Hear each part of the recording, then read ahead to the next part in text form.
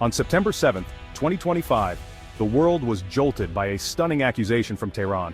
It wasn't delivered as a formal statement but rather as a raw, public outcry that reverberated across the globe.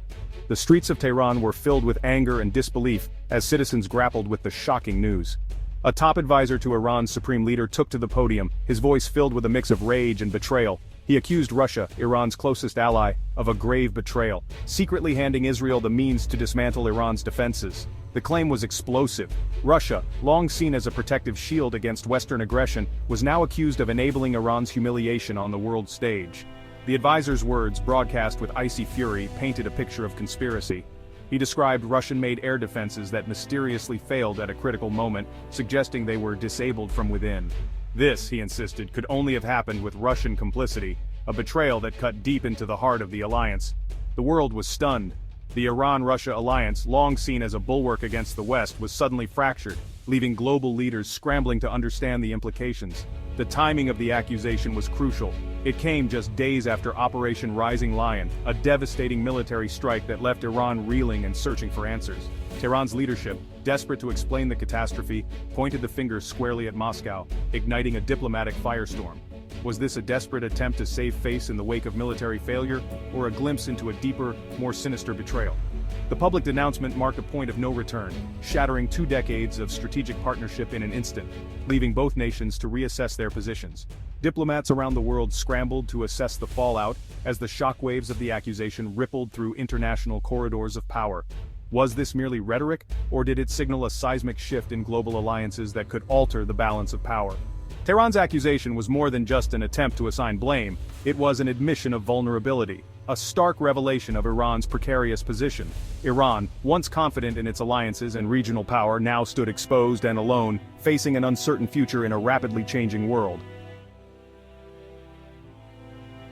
To grasp the depth of Iran's outrage, we must revisit the 20-year pact with Russia, a deal once hailed as a new era of cooperation. For Iran, it was a lifeline access to advanced Russian weaponry, economic support, and the backing of a UN Security Council power. Tehran believed Moscow's presence would deter any attack from the US or Israel. Russia, meanwhile, saw Iran as a strategic foothold and a lucrative arms customer. The alliance was pragmatic, not ideological, each side using the other to advance its own interests. Beneath the official rhetoric, it was always a marriage of convenience. Iran trusted in Russian promises of military support and a shared vision, but the relationship was transactional, not unbreakable. When tested, the pact's foundation proved hollow. Iran's security strategy, built on Russian assurances, collapsed overnight. The betrayal was devastating because it shattered the illusion of an unbreakable bond. The promise that once anchored Iran's strategy was exposed as little more than a diplomatic mirage. Operation Rising Lion began in utter darkness, a meticulously planned, sweeping Israeli assault that unfolded with breathtaking speed. In just a few hours, Iran's most critical military assets were left in ruins, their defenses shattered before dawn. The world watched in disbelief as the night sky over Iran lit up with explosions, each one marking the destruction of a key target. This was no limited strike or warning shot. Israel unleashed its full might. Stealth bombers, invisible to radar, soared across the border, while long-range missiles rained down with pinpoint accuracy. Hundreds of targets were struck simultaneously: nuclear enrichment sites, hardened missile silos, command and control centers, drone manufacturing plants, and vital naval bases along the coast. The scale and precision of the attacks stunned military analysts worldwide. Iran's air defenses, anchored by the formidable Russian S-300 and S-400 systems, never fired a single shot. These systems, once touted as impenetrable, stood silent and useless as the assault unfolded. Radars stayed eerily silent. Air traffic controllers watched helplessly as Israeli aircraft moved through Iranian airspace, undetected and unchallenged, as if the entire defense network had simply vanished. The collapse of Iran's defenses was total and inexplicable. In a single night, decades of military investment and pride were reduced to rubble and ash. The devastation was so complete that even seasoned generals were left in shock. The message was unmistakable. Iran's military might, long boasted about, was revealed to be little more than an illusion. Soldiers abandoned their posts, equipment lay scattered and useless, and parade grounds stood empty.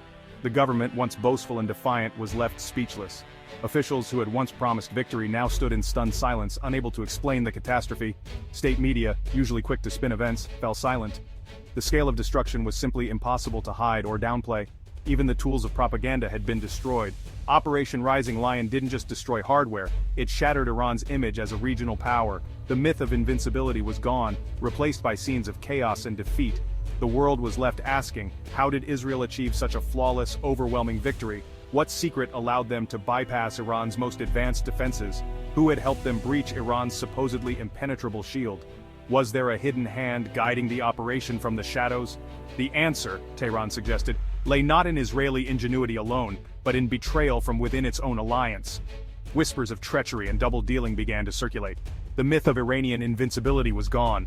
Exposed and obliterated in a single devastating night, the dawn revealed a new reality, one that would reshape the balance of power in the region for years to come.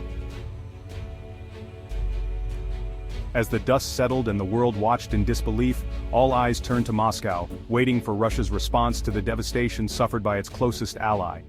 The silence was deafening, a void that echoed across continents. The 20-year pact between Russia and Iran had always implied unwavering support, if not direct intervention, then at least a strong condemnation of Israel's actions. Many expected Moscow to step forward, to defend its partner on the world stage. Instead, Moscow remained silent. There were no emergency UN meetings called, no fiery speeches, no threats of retaliation, just muted news reports and a conspicuous absence from the global conversation. For Iran, this silence was more than just a diplomatic slight. It was a second deeper betrayal, one that cut to the core of their alliance. Tehran's leaders, desperate for answers and reassurances, reached out to Moscow. Their calls and messages were met with indifference, vague statements, and closed doors. Iranian officials had expected intelligence briefings, diplomatic support, perhaps even a show of military solidarity. Instead, they received nothing but silence and delay. Russia's inaction sent a clear, chilling signal. In this moment of crisis, Iran was truly on its own, left to face the consequences without its supposed protector. The alliance, once celebrated as a partnership of equals, was now exposed as a relationship of convenience, one that could be abandoned when the cost became too high. For years, Iran had hosted Russian forces, aligned its foreign policy, and spent billions on Russian arms, believing this investment would guarantee protection in their darkest hour. Now, with their cities in ruins and their people suffering, the absence of Russian support was a bitter revelation. The anger in Tehran was palpable. Officials who once praised Russia's friendship now openly cursed the alliance, their frustration boiling over in parliament and on the streets. Moscow's cold calculation was unmistakable. Iran's survival, it seemed, was not worth the risk or the cost to Russia's own interests. The silence from Russia was more damning than any words or official statement. It was a message the world could not ignore. Iran was left isolated, its strategic illusions shattered, forced to confront a harsh new reality alone. The Russian bear had turned its back, and as the world watched, the consequences of that decision rippled far beyond Tehran. Iran's air defenses hadn't simply failed, they'd been sabotaged. Investigators uncovered a sophisticated cyber attack that blinded Iran's entire defensive network.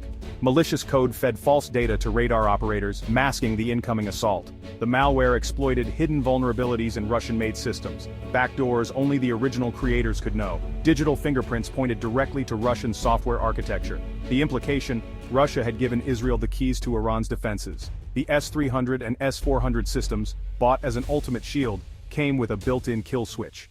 This was not just neglect, but active betrayal. The cyber attack was the secret to Israel's success, and the final blow to the Iran-Russia alliance.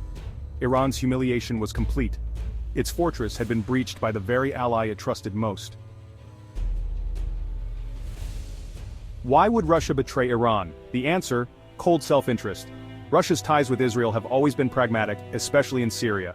A strong nuclear-capable Iran threatened regional stability and Russian interests. The war in Ukraine made Russia desperate for cash. A Middle East crisis would spike oil prices, filling Kremlin coffers. Sacrificing Iran was lucrative and strategically convenient. Iran, once a useful proxy, was becoming a competitor. By allowing Israel to strike, Russia reasserted dominance and kept Iran in check. The 20-year pact was only valid as long as it served Moscow's needs. When those needs changed, Iran was left to face its enemies alone. Iran's collapse sent shockwaves through the Middle East, creating a power vacuum and forcing a dramatic realignment. Iran's proxies, Hezbollah, the Houthis' militias, suddenly found themselves vulnerable, their patron exposed as powerless.